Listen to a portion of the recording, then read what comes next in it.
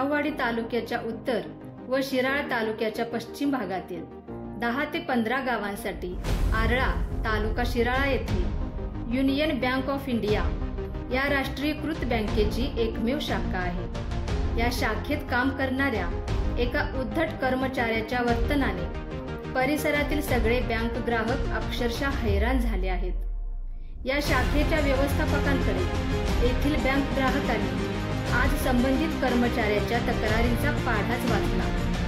याआधीही या कर्मचाऱ्याच्या विरोधात नागरिकांनी अनेकदा बँकेकडे तक्रारी केल्या होत्या, मात्र तरीही संबंधित कर्मचाऱ्याच्या वर्तनात कोणताही सकारात्मक बदल होत नाही, ही मोठी खेदाची बाब आहे।